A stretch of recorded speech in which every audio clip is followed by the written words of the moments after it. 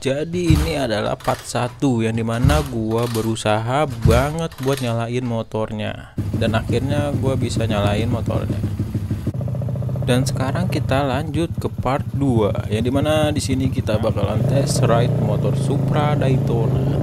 Dan ini gue memilih tempat di perkarangan rumah gue yang dimana notabene perjalanan atau jalanannya itu padat merayap ya. Jadi gue pengen ngetes dimana motor Supra Daytona ini kondisi dimana kalau misalnya berhenti jalan itu apakah enak atau enggak.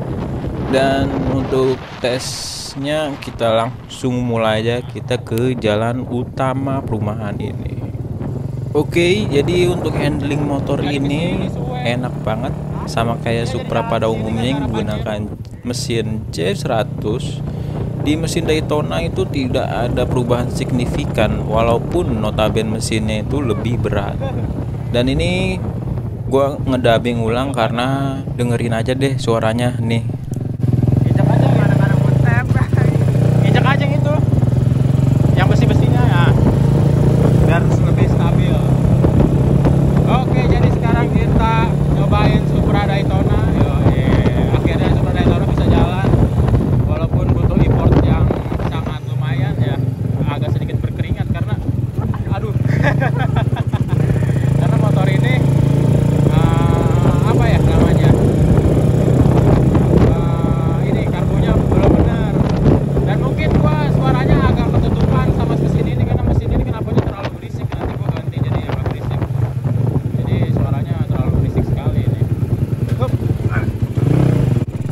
Nah, begitulah suaranya. Kalau misalnya gua ngerekam langsung menggunakan speaker atau mikrofon yang ada dalam kondisi jalan, karena gua masih belum punya Sena.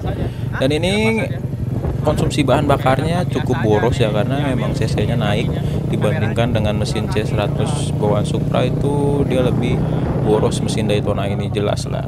Dan posisi kopling itu sama kayak Supra XX, dan operan gigi juga gue masih pakai punya Supra X.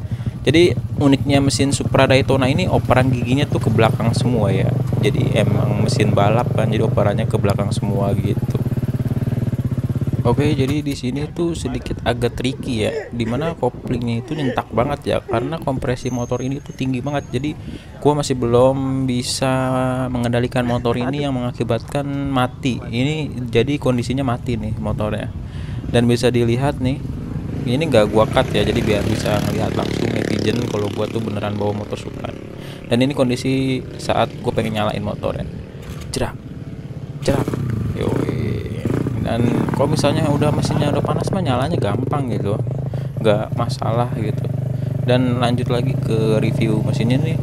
Mesinnya itu kenceng banget sentakannya, karena mungkin 190 cc slip engine itu kompresinya jadinya tinggi banget, dimana di sini mesin Daytona ini memiliki 4 klep. Dan ini kita coba jalan di pasar, kondisinya tuh ramai ya, jadi dipakai pelan-pelan. Apakah enak, apakah ngebrebet, apakah gimana? Tapi menurut gua kalau misalnya settingan karbunya itu bagus, enak-enak aja, karena ini settingan karbunya belum pas aja, motornya tuh masih asik dipakai buat harian. Jadi mesin ini tuh sangat fungsional kalau misalnya kalian pakai buat harian, dimana kalau misalnya kalian mau ngebut bisa dapat ngebutnya, dimana kalau kalian mau pelan juga bisa dapat pelannya. Dan pastinya motor kalian tuh makin ganteng gitu. Dan ini gue pakai muter balik, mesinnya tuh nggak bermasalah, dan handlingnya tuh masih enteng kayak Supra pada umumnya gitu, yang tadi gue udah bilang kan, enak banget. Dan ini kalau misalnya bisa lihat kalian tuh speedometernya ini mati.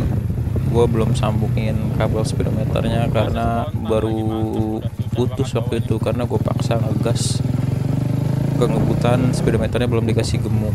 Nah ini tuh lihat kan kirinya tuh kasar, mesinnya tuh nggak bermasalah, tetap enjoy aja dipakainya, dipakai pelan oke banget ini. Dan mesin Daytona ini kalau misalnya di koper giginya tuh, koplingnya tuh harus dalam dan giginya itu pendek. Jadi kan kalau misalnya motor-motor pada umumnya kan operan giginya tuh, dan ini gua motornya mesinnya mati saat menginjak polisi tidur yang kagak direm. Nah, enak itu mesin Daytona walaupun kompresinya tinggi, kalau misalnya mati ini di tengah jalan tetap masih bisa di apa sih, kayak model-model pada umumnya gitu lah, ngedorong terus nyala gitu. Dan di sini gua motornya mati lagi nih karena nginjek jalanan yang enggak beda tinggi atau enggak sama. Terus gua lepas kopling kaget, alias motornya kan ngejeglak gitu tuh. Nah, ini gua coba nyalain lagi.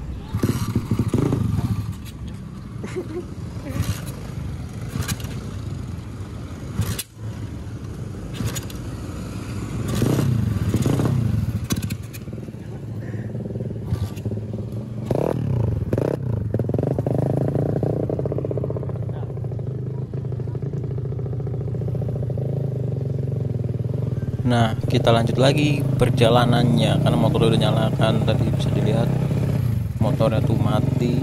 Nyalainnya juga tadi agak sedikit susah karena kondisi gua nyalanya tuh agak miring, sorot dulu. Sama motornya operan giginya dikit banget, celek-celek. Yang koplingnya yang keras ya, dari tangan. Koplingnya keras. Operan giginya juga ini ya pendek banget. Orang kan biasanya dalam ya. Ceklek gitu ya. Ini enggak cekrik-cekrik. Dan ini gue lagi coba gaspol, malah ada mobil dan hampir nabrak karena remnya itu nggak mumpuni. Dan belok-belok aja.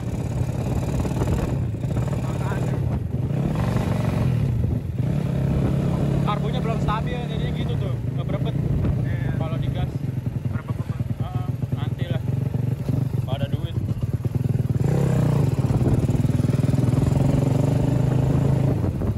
Wah, anjing maju dia.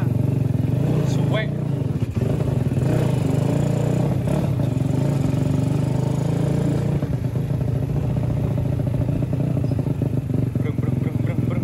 Dan ini gue langsung perjalanan pulang aja karena pengetesannya cukup segitu aja ya.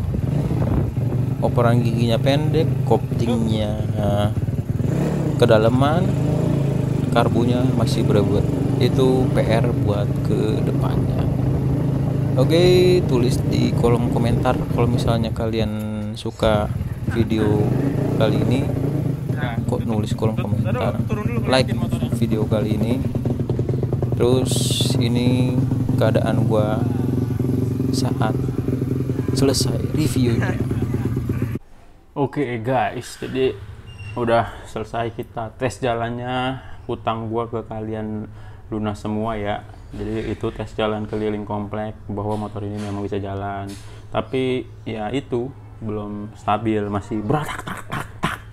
Kayak anak-anak ngabers yang bilang kalau beratak tak tak. Nah ini tadi bisa didengar beratak tak tak tak berapa kali nih motor ya. Jadi ya di like, share kalau misalnya kalian suka, terus di komen tambahannya buat apa gitu biar nggak beratak tak tak tak, biar nggak beratak tak tak terus diapain gitu. Terus jangan lupa di like nya yang banyak biar nyampe 1 juta penonton gitu kayak channel sebelah gitu. Masa video manasin motor bisa 1 juta doang, bisa 1 juta viewer, motor gue masa nggak bisa.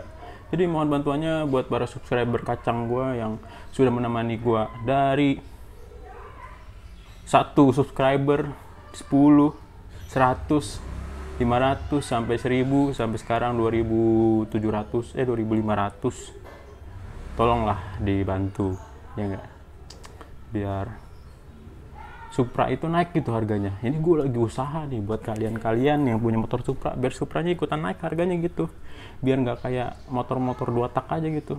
Nah ini Supra lagi gue naikin nih dengan ini mesin ini. Jadi biar Supra naik, biar Kang Galon nggak pakai Supra lagi, biar harkat martabat pengendara Supra bisa naik kayak tahun 2000-an. Karena dulu nih tahun 2000-an Supra yang punya orang-orang kaya, bukannya yang dipakai kayak sekarang kan, dipakai buat galon. Kasihan banget gitu Supra. Gue bukan ngerendahin, harkat martabat sang galon ya. Maksudnya kenapa bisa dipakai motor galon, karena harganya murah jadinya dipakai galon gitu maksud gua. Jadi kita biar menaikkan harkat martabat Supra, kita harus saling support gitu.